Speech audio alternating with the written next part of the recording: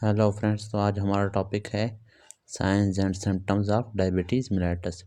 हमने diabetes mellitus की introduction पढ़ ली थी, डायग्नोसिस भी पढ़ ली थी टाइप 1 और टाइप 2 की, लेकिन उसके साइन एंड सिम्टम्स नहीं पढ़े थे, तो उसके बारे में आज पढ़ते हैं। तो सबसे पहला है पोलीयूरिया एंड पोलीडिप्सिया। अब जो पोली होता है, poly means many, uria means urine, मतलब मच यूरिन, मतलब यूरिन बहुत बनना, यूरिन बहुत ज़्यादा बनना, उसको कहते हैं पोलीयूरिया। और polydipsia, poly means many, dipsia means sorry, इसमें वाई नहीं आता, इसमें आई आएगा, पोलीडिप्सिया, डी आई, वाई की बजाय क्या आएगा, आई आएगा, पोलीडिप्सिया। तो poly means many, dipsia means, या पोली मीन्स इंक्रीज्ड भी है, dipsia means thirst, increased thirst. तो ये पोलीयूरिया और पोलीडिप्सिया क्यों होता है डायबिटीज़ मेलिटस में? यूरिन ज़्यादा बनता है और उसके नतीजे में फिर प्यास ज़्यादा लगती है। उसकी वजह क्या है? उसकी वजह ये है कि आपको पता है ब्लड ग्लूकोज ज़्यादा होता है शुगर डायबिटीज़ मेलिटस में। तो जब ब्लड ग्लूकोज ज़्यादा होता है वो फिर फ़िल्टर होता है नेफ्रॉन में, नेफ्रॉन बोमस कैप्सूल से फ़िल्टर होके, बोमस कैप्सूल से फ़िल्टर होके नेफ्रॉन के ल्यूमन में इंटर होता है। तो अब नॉर्मली जितना ग्लूकोज नॉर्मल बंदे में भी इंटर होता है नेफ्रॉन के अंदर, ग्लूकोज नेफ्रॉन के ल्यूमन में, लेकिन वो सारा क्या होता है, रीअब्ज़ॉर्ब होता है। लेकिन अब जो शुगर या डायबिटीज़ मेलिटस के पेशेंट होते हैं उनमें जो है ब्लड में ग्लूकोज बहुत ज़्यादा होता है, तो नॉर्मल के मुकाबले में ज़्यादा ग्लूकोज फ़िल्टर होगा। तो उस ज़्यादा ग्लूकोज फ़िल्टर होने की वजह से कुछ तो वापस रीअब्ज़ॉर्ब होगा, लेकिन जो एक्सेस होगा, एक्सेस अमाउंट ऑफ ग्लूकोज, वो रीअब्ज़ॉर्ब नहीं हो पाएगा नेफ्रॉन से। तो वो जब रीअब्ज़ॉर्ब नहीं होता है तो ग्लूकोज आपको पता है एक सॉल्यूट है, और सॉल्यूट हमेशा सॉल्वेंट को अपने साथ अट्रैक्ट करता है। तो वो जब यूरिन में जाएगा, यूरिन में एंटर हो रहा होगा, तो अपने साथ क्या करेगा, वाटर को भी ड्रैग करेगा, अट्रैक्ट करेगा, उसको भी अपने साथ ले जाएगा। उसकी वजह से फिर क्या होता है, यूरिन फॉर्मेशन इंक्रीज हो जाती है। तो ग्लूकोज यूरिया होता है, मतलब ग्लूकोज का पेशाब में आना, यूरिन में आना।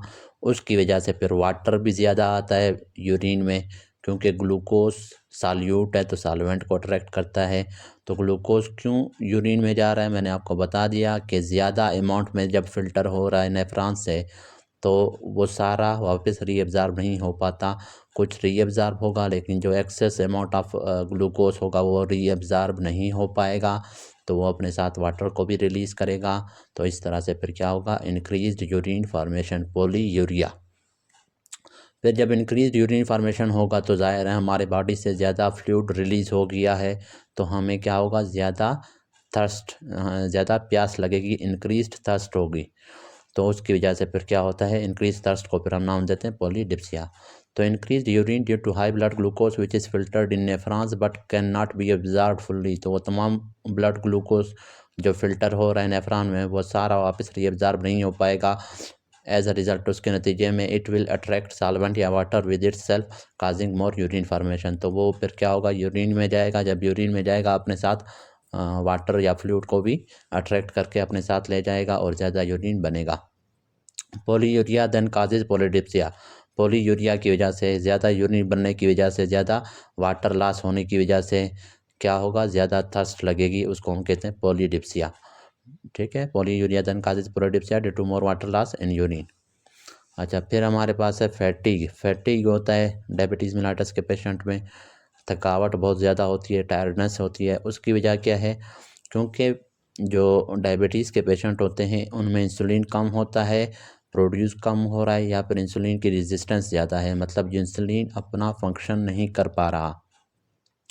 तो उसकी वजह से ब्लड में जो ग्लूकोज होता है वो सेल्स में इंटर नहीं हो पाएगा। स्पेशली कौन से सेल्स में, मसल सेल्स में, स्केलेटल मसल्स में जब ग्लूकोज इंटर नहीं होगा तो फिर क्या होगा, स्केलेटल मसल के अंदर एनर्जी प्रोड्यूस नहीं होगी। एनर्जी प्रोड्यूस जब नहीं होगी तो बंदे को जाहिर है फैटीग होगा, टायर्डनेस होगी। तो फैटीग की एक वजह क्या होती है टायर्डनेस की, कि एनर्जी डिमांड ज़्यादा है, सेल स्केलेटल मसल्स में एनर्जी रिक्वायरमेंट ज़्यादा है, लेकिन वो एनर्जी प्रोड्यूस नहीं हो पा रहा। क्यों? क्योंकि ग्लूकोज एंटर नहीं हो रहा। एनर्जी किस चीज़ से बनता है, ग्लूकोज की ब्रेकडाउन से। ग्लूकोज की ब्रेकडाउन होती है सेल के अंदर, जिसको हम कह रहे थे सेलुलर रिस्पायरेशन, जिसमें सबसे पहले तक ग्लाइकोलाइसिस हो रहा था, फिर पायरुवेट बन रहा था, पायरुवेट की ऑक्सीडेशन हो रही थी, फिर क्रेब साइकिल हो रहा था, फिर इलेक्ट्रॉन ट्रांसपोर्ट चेन हो रहा था। तो ये सारे प्रोसेस नहीं होंगे ठीक से, क्योंकि ग्लूकोज इंटर नहीं हो पा रहा मसल्स में। तो उसकी वजह से जो मसल सेल्स की जो एनर्जी डिमांड है वो पूरी नहीं हो पा रही, उसकी वजह से फिर क्या होगा, फैटिग होगा। Because there is decreased insulin or increased insulin resistance, that's why glucose cannot be entered in the cells, especially skeletal muscles cells. As a result, energy demand of cells can't be fulfilled, resulting in increased fatigue. अच्छा, फिर next है पोलीफेजिया। पोलीफेजिया भी होता है। Poly means increased, Greek word है ना। फेजिया means, फेजिया का जो वर्ड है वो फेगस से निकला हुआ है, PHAGUS, फेगस। फेगस का मतलब होता है ईटिंग। तो इंक्रीज्ड ईटिंग, इंक्रीज ईटिंग। अब जो शुगर के पेशेंट, डायबिटीज़ मेलाइटस के पेशेंट होते हैं, उन्हें भूख ज़्यादा लगती है, इस वजह से वो फिर ज़्यादा खाते हैं। तो because glucose can not be utilise by cells, क्योंकि ग्लूकोज को सेल्स यूटिलाइज नहीं कर पा रहे। जैसे कि मैंने ऊपर आपको बता दिया है कि इंसुलिन कम है तो सेल्स के अंदर ग्लूकोज इंटर नहीं हो पा रहा है। जब इंटर नहीं होगा तो यूटिलाइज नहीं हो सकेगा। तो उसकी वजह से ड्यू टू डिक्रीज इंसुलिन या इंक्रीज इंसुलिन रेजिस्टेंस की वजह से क्या है, ग्लूकोज इंटर नहीं हो पा रहा सेल्स में और सेल्स उसको यूटिलाइज भी नहीं कर पा रहे। तो उसके result, as a result there will be increase hunger. उसकी वजह से फिर क्या होगा, ज़्यादा भूख लगेगी। देखें, भूख हमारी कब ख़त्म होती है, जब हम खाना खाते हैं, ग्लूकोज सारा ब्लड में जाता है GIT से, फिर ब्लड के थ्रू वो टिश्यूज़ में इंटर होता है ग्लूकोज। तो जब टिश्यूज़ में इंटर होता है तो टिश्यूज़ उससे एनर्जी प्रोड्यूस करते हैं। तो जब तक वो टिश्यूज़ में प्रेजेंट है और उसे सेल्स यूटिलाइज कर रहे हैं एनर्जी प्रोडक्शन के लिए, तब तक इंसान को भूख नहीं लगती। फिर उसके बाद 7-8 घंटों बाद दोबारा हमें भूख लगती है, क्योंकि वो सारा जो ग्लूकोज था वो सारा यूटिलाइज हो गया by the tissues for energy production. लेकिन अब जब सेल्स के अंदर ग्लूकोज इंटर ही नहीं हो पा रहा, तो इसका मतलब सेल्स को, बॉडी टिश्यूज़ को ये लग रहा है कि बंदे ने खाना खाया ही नहीं हुआ। उसकी वजह से सिग्नल जाएंगे ब्रेन के पास, और ब्रेन क्या करेगा, ब्रेन में जो हंगर सेंटर होगा वो स्टिमुलेट होगा। वो जब स्टिमुलेट होगा तो बंदे को भूख लगेगी, ज़्यादा भूख लगेगी और फिर बंदा खाएगा ज़्यादा। तो ये हमारे पास पोलीफेजिया की एक वजह है। नेक्स्ट हमारे पास है ब्लड विजन।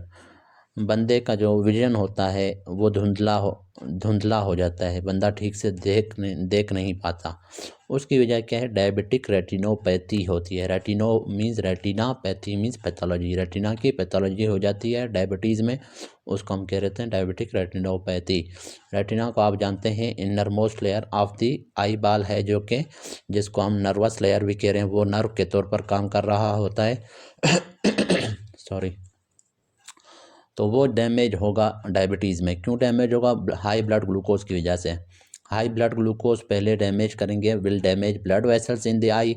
आई के अंदर जो ब्लड वेसल्स होते हैं, कैपिलरीज होते हैं, उनको डैमेज करेंगे। उसकी वजह से वो जब डैमेज होंगे तो उन ब्लड वेसल्स से, कैपिलरीज से फ्लूइड निकलेगा, मैक्यूला के अंदर जाके एक्यूमुलेट होगा। मैक्यूला रेटिना का एक हिस्सा है, उसकी स्वेलिंग हो जाएगी मैक्यूला की, फिर और उसके नतीजे में रेटिना को डैमेज होगा और उसकी वजह से फिर क्या होगा, ब्लड विजन। रेटिना का फंक्शन ही यही था कि वो हमें, हमारी जो विजन है उसको शार्प रख रहा था और हमें देखने में हेल्प कर रहा था। तो अब रेटिना का एक पार्ट है मैक्यूला, उसमें स्वेलिंग होगी। स्वेलिंग क्यों हो रही है, क्योंकि हाई ब्लड ग्लूकोज की वजह से ब्लड कैपिलरीज डैमेज हो रहे हैं, उसकी वजह से ब्लड कैपिलरीज से फ्लूइड निकल रहा है, मैक्यूला में एक्यूमुलेट हो रहा है। तो मैक्यूला जब डैमेज हो गया, मैक्यूला रेटिना का एक हिस्सा है, तो इसका मतलब रेटिना डैमेज हो गया, उसकी वजह से फिर क्या होता है, ब्लड विजन होती है। अगला है xerostomia and dry skin. Xero means dry, Greek word है। Stomia means mouth, dry mouth. तो ड्राई माउथ और ड्राई स्किन होता है डायबिटीज़ मेलाइटस के पेशेंट्स में। उसकी वजह क्या है, पहले मैंने आपको बता दिया था पहले भी, कि पॉलीयूरिया होता है। जब पॉलीयूरिया होता है तो बॉडी का जो फ्लूइड है या वाटर है वो बॉडी से निकल जाता है।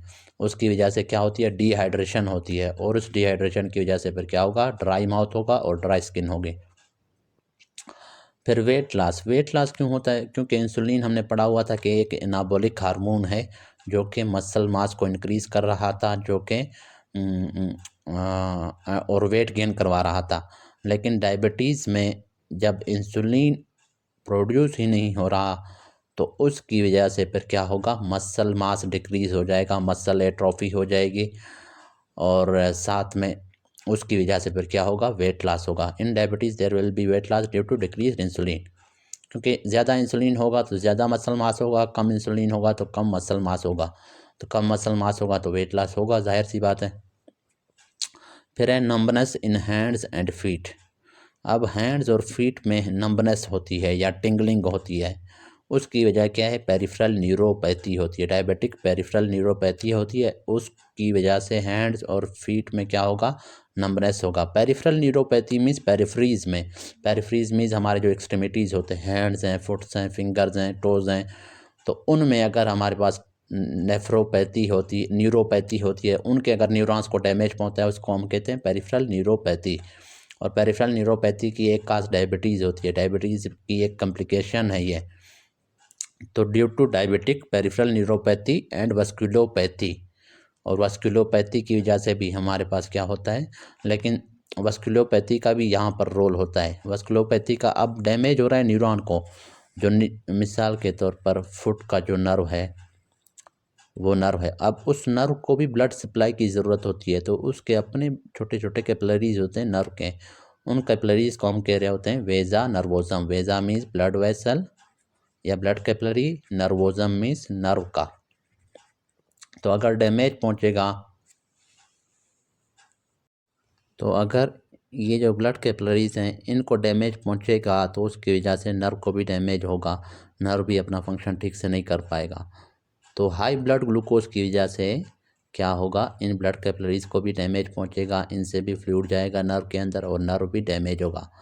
तो ब्लड वेसल जब डैमेज हो रहा है उसको हम नाम दे रहे हैं क्या, वस्कुलोपैथी। और साथ में नर्व डैमेज हो रहा है तो उसको कहते हैं न्यूरोपैथी। अब नर्व की डैमेज, इस वस्कुलोपैथी की वजह से भी नर्व डैमेज हो रहा है, नर्व खुद भी डैमेज होता है, डायरेक्टली भी हाई ब्लड ग्लूकोज उसको डैमेज करते हैं। तो इन दोनों की वजह से फिर क्या होता है, हैंड्स और फीट में क्या होगा, नंबनेस होगा। अगला है delayed wound healing. Wound healing ठीक से नहीं होगी, डिलेड होगी। उसकी वजह क्या है, उसकी वजह यह है हाई ब्लड ग्लूकोज की वजह से क्या होगा, WBC ठीक से काम नहीं कर पाएंगे, प्लेटलेट्स ठीक से काम नहीं करते और कोलाजन सिंथेसिस भी नहीं होती, प्रोटीन सिंथेसिस स्टॉप हो जाती है, क्योंकि इंसुलिन हमने कहा था प्रोटीन सिंथेसिस करवा रहा होता है। जब इंसुलिन नहीं होगा तो प्रोटीन सिंथेसिस भी नहीं होगा, कोलाजन एक प्रोटीन है। और साथ में क्या है, न्यूरोपैथी और वेस्कुलोपैथी भी होता है डायबिटीज़ के पेशेंट में। तो डायबिटिक न्यूरोपैथी की वजह से कि नर्व ठीक से काम नहीं कर रहे तो उसकी वजह से भी हीलिंग डिक्रीज़ हो गई है। वस्कुलोपैथी, वहाँ पर ब्लड सप्लाई भी डिक्रीज़ हो गई है, ब्लड सप्लाई डिक्रीज़, वस्कुलोपैथी की वजह से ब्लड सप्लाई डिक्रीज़ हो गई है। तो ब्लड सप्लाई डिक्रीज़ है, इसका मतलब वहाँ पर WBC कम आ रहे हैं, प्लेटलेट्स कम आ रहे हैं, और साथ में जो WBC और प्लेटलेट्स आ रहे हैं वो भी ठीक से काम नहीं कर रहे, उनके भी फंक्शन ठीक से नहीं हो रहे। हाई ब्लड ग्लूकोज उनके फंक्शन को भी डिसरप्ट करता है, और साथ में प्रोटीन सिंथेसिस नहीं हो रही है। तो इन सब की वजह से वॉन्ड हीलिंग डिलेड होगी। नॉर्मली अगर एक बंदे में एक वॉन्ड हो और वो वॉन्ड 3 दिन में ठीक हो रहा है तो हो सकता है डायबिटीज़ वाले पेशेंट्स में वो 10 दिन में, 15 दिन में, 1 महीने, 2 महीने में ठीक हो। तो उसकी वजह यही होती है, डायबिटिक न्यूरोपैथी भी होती है, वस्कुलोपैथी भी होती है, और decreased function of WBC platelets and decreased protein synthesis और कोलाजन सिंथेसिस। और साथ में इन्फेक्शन के चांसेस भी ज़्यादा होते हैं, डिक्रीज WBC की वजह से इन्फेक्शन भी ज़्यादातर हो जाता है वॉन्ड्स में, उसकी वजह से भी वॉन्ड हीलिंग डिलेड हो जाती है।